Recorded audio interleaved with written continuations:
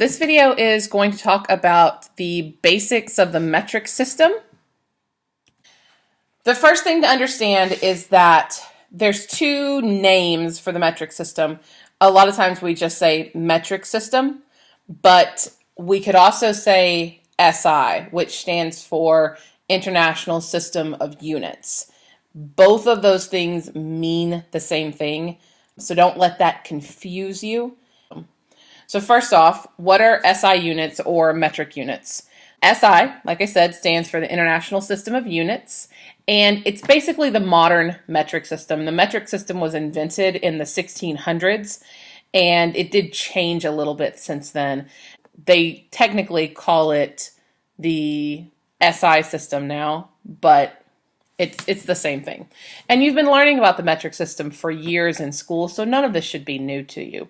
When we talk about metric system or metric units, we're talking about meters, liters, grams, Celsius, those things. As you all know, SI, or the metric system, is what scientists all over the world use when they are taking measurements. So that way, everyone, no matter what language they speak or what system they may be used to, they all understand what those measurements are. So there are some drawbacks to the metric system, particularly for us living in the United States, because we're not used to using metric in our everyday lives. We are used to talking about length in terms of feet and miles and inches, weight or mass in terms of pounds, volume in terms of cups and pints and ounces and gallons, and we like Fahrenheit for our temperature. So using the metric system is not always intuitive because we didn't grow up using those terms. There are benefits to the metric system. For example, it uses only one unit for each type of measurement. When we talk about measuring distance, how far away something is or how long it is, in the US system, we would measure it if it's small in inches, if it's a little bit bigger in feet. If it's larger than that, we might use yards, or really long, we might talk about it in miles. So there's 4 different units there for measuring distance.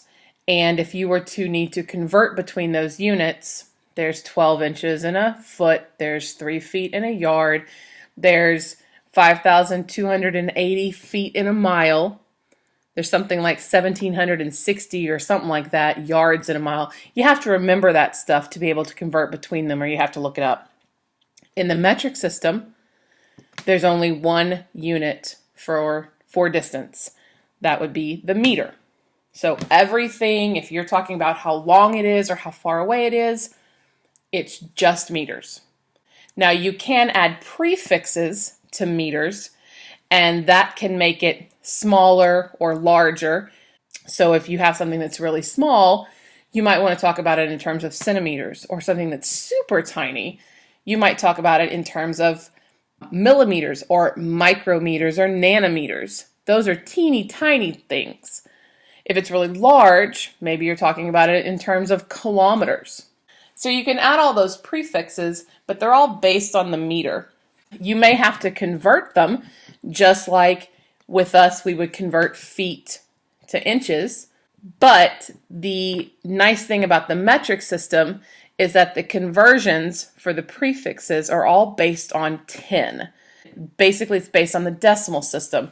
So you always know that if you are doing kilo, you're always going to divide by 1,000. If you're going from meters to kilometers, you would divide by 1,000.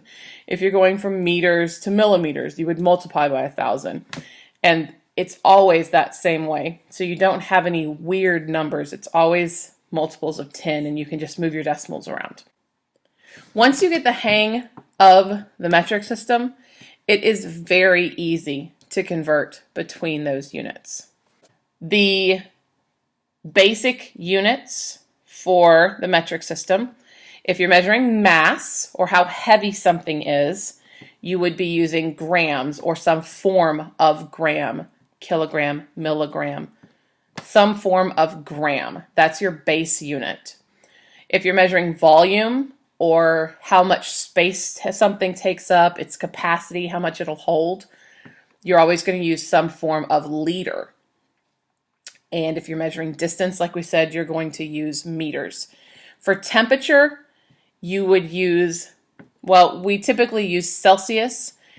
Technically, you're supposed to use Kelvin, which we will talk about later in the year, but Kelvin is also based on Celsius. We'll just use Celsius. Okay, here are some of the different prefixes for the metric system. Now, the ones that you're used to are right here. And you've heard a lot of kilo, centi, milli. Those ones you're used to, centimeters, millimeters, kilometers. If you're talking about something that's even bigger than a kilometer or a kilogram, you could go to mega. You could have a megagram. You could have a gigagram or a teragram.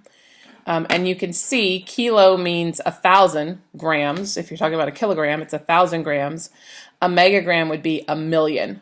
A gigagram would be a billion. A tera would be a trillion. So it gets exponentially bigger as you go up. Usually what we've heard mega, giga, and tera for are megabytes, gigabytes, terabytes with memory on a computer. Okay. So the other direction, when you're talking about things that are really, really small, smaller than milli, which is 1,000th, 1/1000th of a meter. If you want to talk about something that's even smaller than that, you have micro, which is 1,000,000th, and nano, which is 1,000,000,000th, and pico, which is 1,000,000,000,000th. So they get smaller. Usually if you're talking about micrometers or nanometers, you might be talking about things like cells and atoms, those sizes. Okay, because that's really, really, really small. So to get a mental picture, this is 0.98 grams, which is just about 1 gram. That's a pin cap. It's about how much something that weighs a gram, about how big it is. A kilogram is 1,000 grams. Kilo means 1,000. So 1 liter of water, like a water bottle's worth, typically weighs about a kilogram, give or take a little bit for the bottle. So if you were to take 1,000 of those pin caps and get them all together, that would weigh the same as a water bottle would. Milligrams, remember, are smaller than grams. So if a gram weighs the same as a pin cap, a milligram, which is 1/1000th of a gram, would weigh about the same as 3 grains of salt. So you'd take 3,000 grains of salt to make 1 pin cap. For liters, same kind of mental picture. This is about a milliliter, a liter, and this is a kiloliter. Remember, there's 1,000 water bottles filling up this pool, and there are 1,000 of these little amounts filling up this water bottle. Meters. A guitar is about the length of a meter. A meter stick is what we're used to.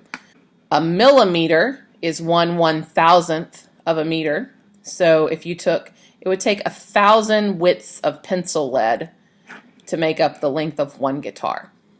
Your pinky finger is about the size of a centimeter, and centi means 100. So there are 100 centimeters in a meter. So it would take 100 pinky fingers to make 1 guitar length. It would take 10 of these little pencil leads to equal the width of your pinky. And then meter to kilometer. A kilometer is the scale, it's kind of like a mile. It's about a little over half a mile long. So when you're talking about kilometers, you're talking about driving distance. So from this place over here in the town to over here would be about a kilometer long. So if you're talking kilometers, you're talking something really big. If you're talking centimeters or millimeters, you're talking something really small. Okay. So hopefully that helped to give you the basics of the metric system. You are going to need to watch the next video, which is on metric conversions. and I will talk about how to convert between the different prefixes, which you will need to be able to do. Okay, go ahead and watch that next video whenever you get a chance.